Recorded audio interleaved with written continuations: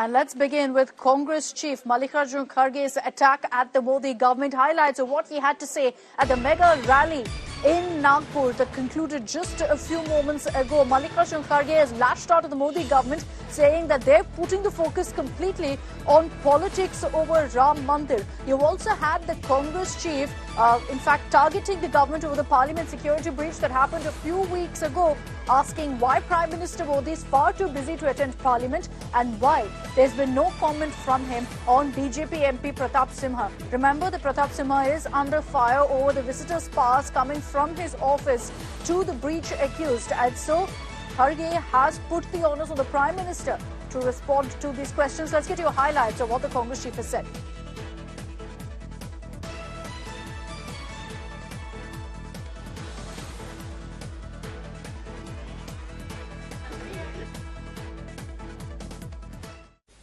आप एमपी हो,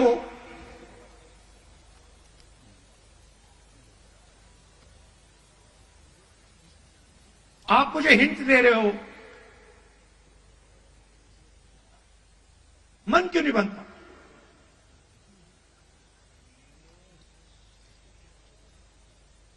कहता है राहुल जी, बीजेपी में गुलामी चलती है। जो ऊपर कहा जाता है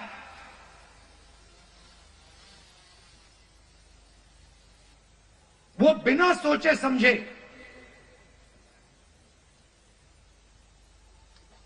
करना पड़ता है। हमारी कोई सुनता नहीं।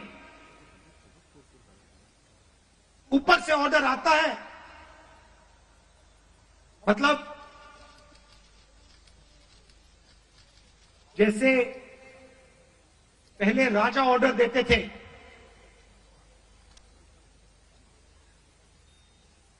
ऊपर से ऑर्डर आता है और उसका पालन करना पड़ता है। अच्छा लगे ना लगे, चॉइस नहीं होती। उनकी विचारधारा राजाओं की विचारधारा है, किसी की सुननी नहीं।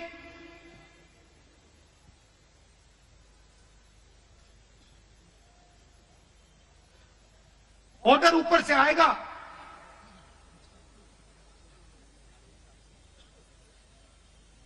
आपको ऑर्डर का पालन करना पड़ेगा।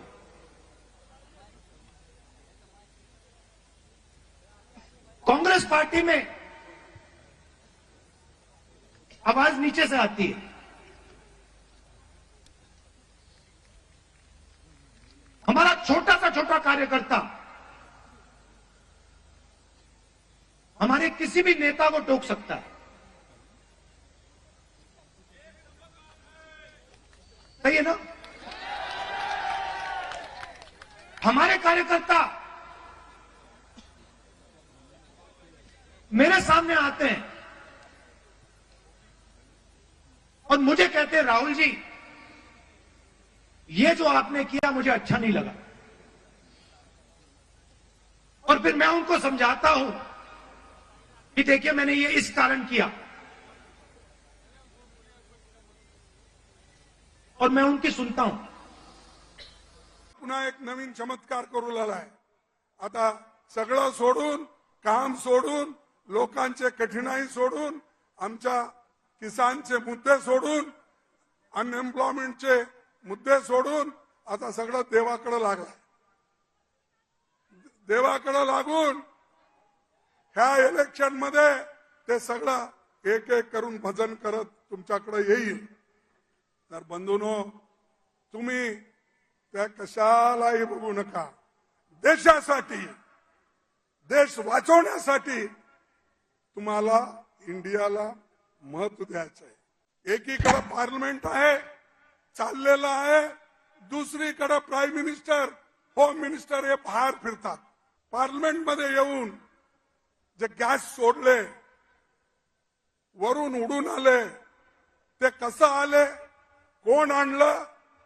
आज मी सांगतो तुम्हाला, एक बीजेपीचा एमपी त्यांना साईन करून दिला होता आणि त्याच्यामुळं ते सगळं झालं. So those were some of the highlights of what Rahul Gandhi and Congress Chief Mallikarjun Kharge had to say at that rally. Let me bring in Sahil Joshi, who's joining us live from Nagpur. He was at that rally, covered it extensively. Sahil, this is being branded. This particular rally was branded as Congress's big campaign kickoff for 2024. They've come up with the slogan, "Hai Taiyar, Hum, We're Ready." Did you really see that kind of energy on ground that the Congress is all set to kick off 2024 with this rally? Well, Akshita, I will put my views in 3 points. The first point is about the Congress party. The message from this rally for the Congress workers that the Congress party is still united even after whatever the losses they faced. Some elections they won, like Karnataka and Telangana, but 3 major elections in the Hindi belt, they could not retain the 2 of the states which earlier with the Congress. So today when the leaders were coming to the rally, they did come independently. All of them, including that of senior leaders like Digvijay Singh and others, they were taken into the bus, and the bus came together. All the leaders from Maharashtra, from Karnataka, from Telangana to all other places, everybody rode on the bus, and the bus, they were brought to the spot at the venue in the bus, just to send a message to the workers that how the Congress leaders are united even after the defeat. Even though Kamal Nath wasn't seen, Bhupesh Baghel came to the Nagpur for this rally. Ashok Gehlot was here, but I didn't see Kamal Nath here. That is one point. The second point, that the 2 of the clips we were showing before you came to me, one from Mallikarjun Kharge, who chose to speak in Marathi because he can speak in Marathi. The rally was happening in Maharashtra, and of course that of Rahul Gandhi, and it was expected that they will be targeting the Modi government, the RSS, because the RSS headquarters is in Nagpur. So all those things happened. But the important thing what Mallikarjun Kharge was trying to tell the Congress supporters, the Congress workers, is that he understands that because of the loss of the Congress party in the 3 in the assembly elections, Chhattisgarh, Rajasthan and Madhya Pradesh, they must be disheartened. But he was trying to tell the workers that don't lose your hope. We will still keep fighting. And thirdly, most importantly, that even in the Congress rally, Mallikarjun Kharge was insisting to the Congress workers to vote for the India Alliance. He specifically said, he of course spoke about the Congress party and how the Congress party needs to change its gear and everything. But he asked for the votes for the India Alliance, specifically in the state like Maharashtra, when the 3 big alliance partners are coming together, and there are, we are hearing that the Congress is not, specifically the Congress leader said that the demand of the Shiv Sena for wanting 23 seats in Maharashtra for Lok Sabha elections, the Congress is not agreeing to that. But he still put forward the demand that the Congress workers should we're work going for to the talk India about Alliance, that rift within the India bloc and particularly the Agadi. But Sahil, just one more quick question to you. You look at the speeches that were made, and with the Congress drumming up all of the support, all of this buzz over this rally, Rahul Gandhi, of course, didn't make any headline-grabbing statement, largely political rhetoric, whereas you have Mallikarjun Kharge, who seems to be rebranding himself, being a lot more aggressive in his campaigns and his speeches. Many would say that from that very rally, the headline grabber was Kharge and not Rahul Gandhi. Of course, because it is typically Congress's 138th foundation day, and of course because of that the Congress president becomes most important person for this particular such kind of occasions. So obviously that was needed, but the kind of slogan which they are trying to raise is "Hum taiyar hai." We are ready to contest the 2024 elections. That is what something which the Congress party wants to tell the party workers. Unfortunately, for a grand old party like Congress, which they claim that they are 138-year-old party, they are lacking of funds. So repeatedly, the leaders were telling the workers to contribute for the party kitty, for the party funds. Even the chairs which were put here were carrying the scan code where you can, put your any party worker can come forward and put his or her contribution campaign for the party Let's fund. play out So, also that report by Mustafa. Sahil, I'm going to come back to you in a few minutes because we're going to be discussing also the rift within the India bloc and the fight that's playing out in Maharashtra. But let's play out the report that Sahil is referring to of these QR codes that was pasted and found on posters across the rally venue, pasted on every single chair. People were being urged to go ahead and donate 138 rupees all the way up to 1,38,000 rupees. People were being urged at that rally to go ahead and donate to the Congress. 5 lucky people were even chosen to be a part of the event on stage, where they were given a certificate by Rahul Gandhi. You see that footage also on your screens. But let's in fact play out that report for you by Mustafa that shows these QR codes spread across. Congress ने स्थापना दिवस पे जो rally रखी है उसमें जो crowd funding शुरू की गई थी उसके स्टिकर्स हर कुर्सी के पीछे हैं। यहाँ पर 138 रुपए या 1380 रुपए आप बैंक यहाँ से जिस तरह से आप ये शख्स कर रहे हैं बारकोड स्कैन करके पेमेंट जो है वो कर सकते हैं। आप कह सकते हैं ये पेमेंट करने की आप इच्छा रखते हैं? हाँ जी, बिल्कुल सर, पेमेंट करने की इच्छा रखेंगे, कांग्रेस पार्टी को मजबूत करने की इच्छा रखेंगे। बारकोड का उपयोग करो, आपण डोनेशन दान हम सफल करेंगे। यस सर, हम कांग्रेस पक्ष को 2024 में सत्ता में लाने की हमारी पूरी, और खास करके अभी 3 राज्यों में जो इलेक्शन हुए, मगर वो ऐसा लगता है वो इलेक्शन देख के कि कुछ तो भी मोदी जी की बहुत बड़ी कृपा है लोगों के ऊपर। एक हमको तेलंगाना दे दिए और 3 हिंदू राष्ट्रीय राज्य ले लिए उन्होंने। हमको ऐसा लगता है कि 2024 में बैलेट पेपर पर इलेक्शन होना चाहिए। कहीं ना कहीं आप कह सकते हैं कि ईवीएम को दोष दिया जा रहा है, लेकिन ये एक तरह से मुहिम जो है कांग्रेस पार्टी ने फंड्स इकट्ठा करने के लिए जो चढ़ाई है उसको यहाँ पर फाउंडेशन डे में प्रमोट किया जा रहा है।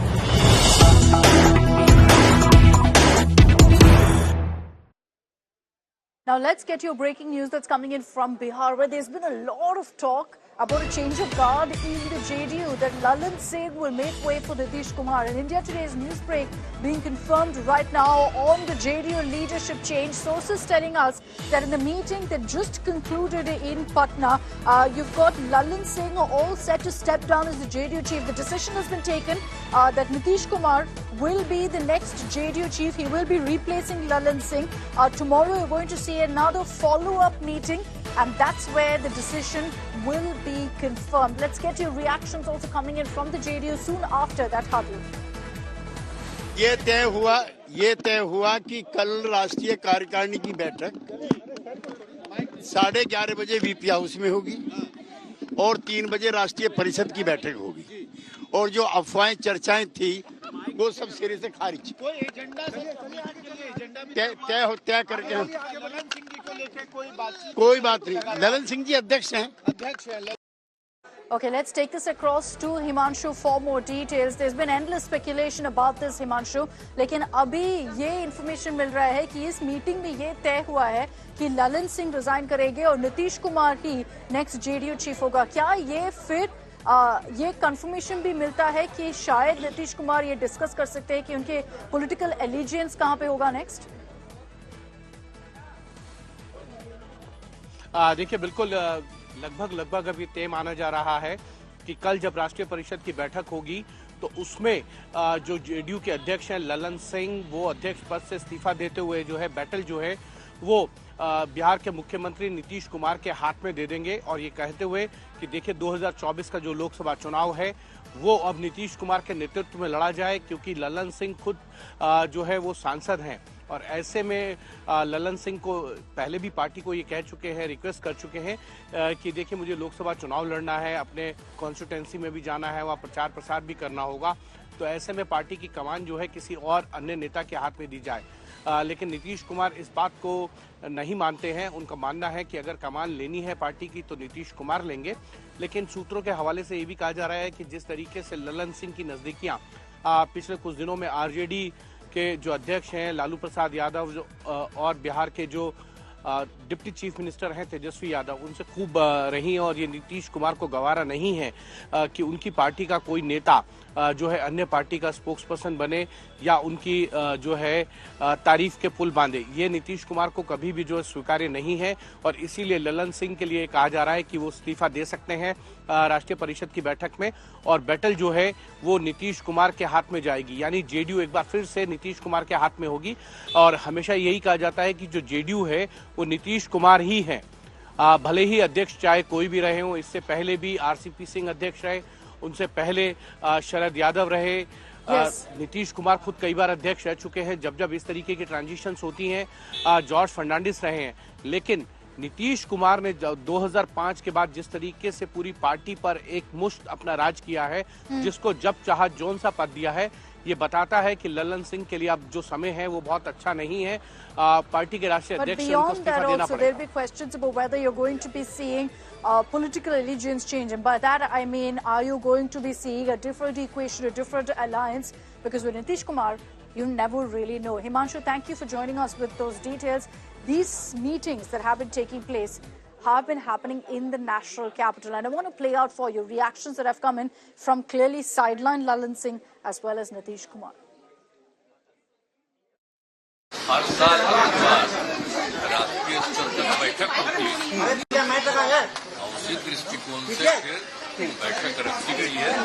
कल बैठक है, आज लोग आ गए हैं, कल बैठक है, अब बैठक जनता दल यूनाइटेड एक है और एक रहे। आप चाहे जितना भी ताकत लगा लीजिए।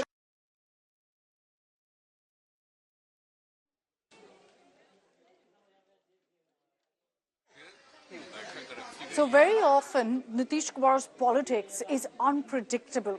He's got no allegiance per se to anyone, shifts back and forth. And why do I say that? Why does the term Paltu Ram keep coming out when you talk of Nitish Kumar? Let me take you back in time from 1994 to today, how Nitish has constantly changed his political game. In 1994, Nitish actually rebelled against Lalu's control of Janata Dal. He then allied with George Fernandes to form the Samta Party. It was clear that this step was taken because he wanted to pursue his own political journey, of course, with George Fernandes. And then many years later, in 2013, that was when the big headline, of course, came in of Nitish Kumar taking the decision of walking out of NDA. And he said the reason he did this was to protest against BJP, against Modi's brand of politics, against communal politics played by the Saffron Party. And then in 2015, you had the Mahagathbandhan of the Nitish, in fact, forming an alliance with the RJD and the Congress. They came together with one mission, one motive, saying we will defeat the BJP in the assembly election. 2 years later, surprise, surprise, Nitish Kumar leaves the alliance. He's dumped both the RJD and the Congress, saying, I completely disagree with RJD. There was a clear rift between him and Lalu. And this, he said, was because of the serious corruption allegations against Lalu, saying that my conscience cannot allow me to continue in this alliance. And then in 2022, soon after that, again, he joined hands with the BJP. 2022, Nitish Kumar again left the NDA. And he said that this time, it was because of differences with the BJP. So there's been, of course, a lot of back and forth that's happened on this front. And let's talk about the India bloc as well. We've been seeing meetings happening, we've been seeing talks happening, and parties going into huddles to figure out the seat-sharing deal. And with each passing day, with more huddles coming in, the differences only are rising, showing that it's going to be a serious challenge for the alliance to figure out this seat-sharing deal, because that has turned out to be the #1 bone of contention between these so-called allies.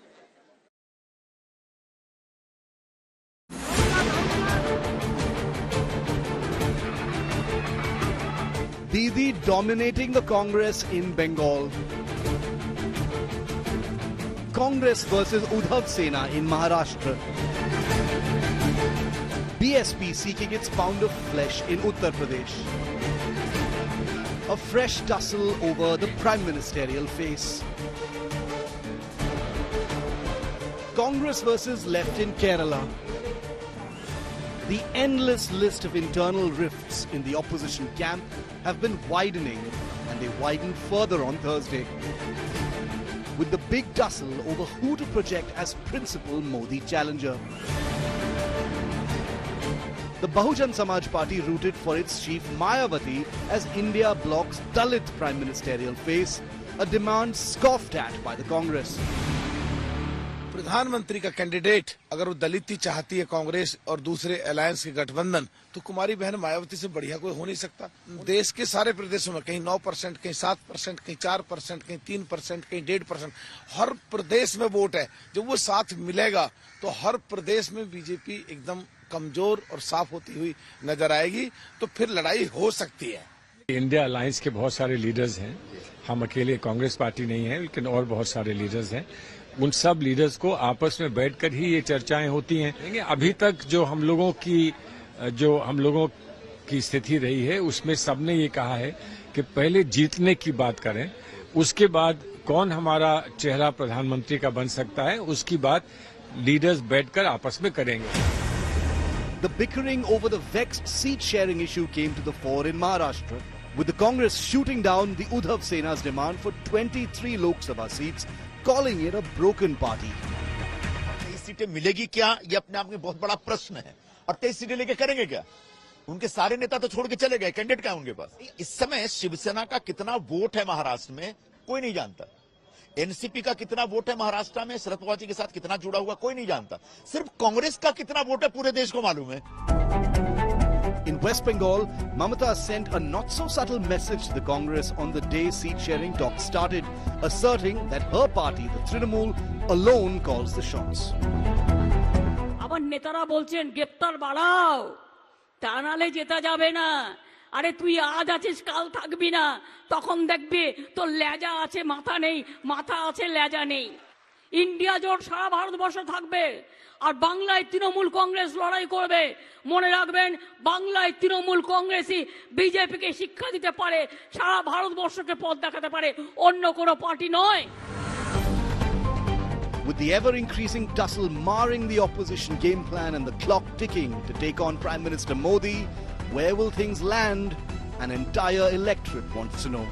Bureau Report, India Today.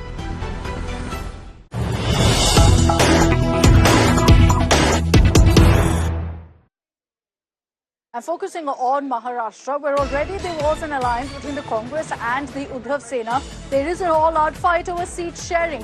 Even as the Uddhav Sena, the UBT Sena, sought 23 seats in the upcoming Lok Sabha elections, the Congress rejected the demand. And now Sanjay Raut, speaking to India Today, has snubbed the Congress, saying very clearly that the decision of seat sharing won't be taken by the Congress alone. We'll have our say.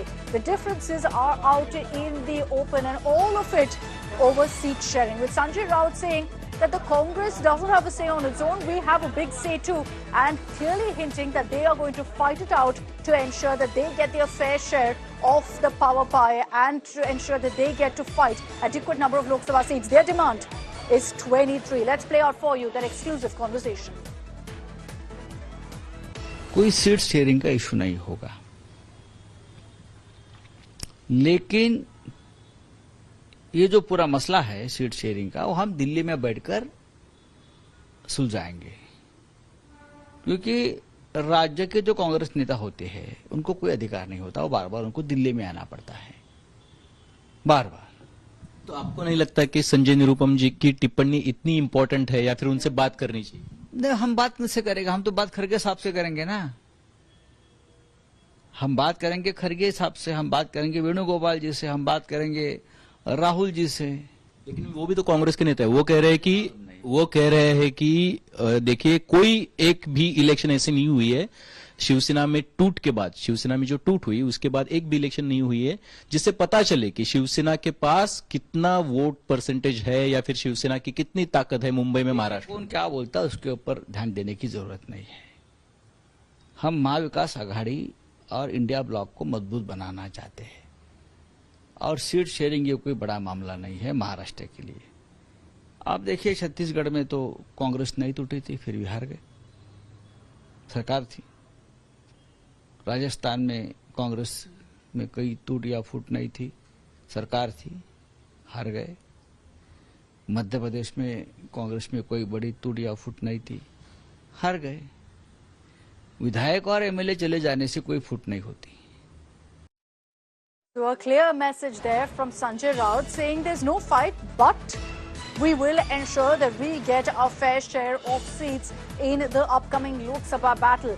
This in a state where the Congress and the Sena already had an alliance. You can only imagine in other states what really the situation is. We've already been telling you about differences in Punjab, about differences in Bengal, because these are states where regional parties also have a big say and are refusing to accommodate Congress's requests. And in Maharashtra, essentially the tables have turned around, because you've got the UBT Sena saying give us 23 seats. The Congress is saying no way. And it's very clear that the UBT Sena, the Uddhav Sena, wants to send out a message that the Congress isn't the boss of the India bloc, that everyone will be considered, everyone's view will be considered, and that the Sena is going to fight it out to ensure they get 23 seats. How far will they take that fight is really the question. How far will they be willing to fight it out? Will it even mean and translate to going ahead and taking an extreme step of leaving the India alliance? It remains anyone's guess right now. But Sahil Joshi is joining us live with more details of this. Sahil, very interesting play that's happening right now in Maharashtra. It's a state perhaps that many thought maybe it would be easier because you already had the Mahavikas Aghadi, and that's clearly not going to be the case, with Sanjay Raut saying very clearly that, look, we will demand what we want. Congress can't decide on its own. Well, Akshita, it all started with the Shiv Sena's demand that they should get the same number of seats what they were getting when they were in alliance with the BJP. The formula was very clear when they had an alliance with the BJP, 25 BJP and 23 Shiv Sena. But now they have to realize one thing, that they are not in a two-party alliance. It's a three-party alliance, and the fourth partner, that is Prakash Ambedkar, is waiting in wings. So, you know, he may have to be accommodated as well.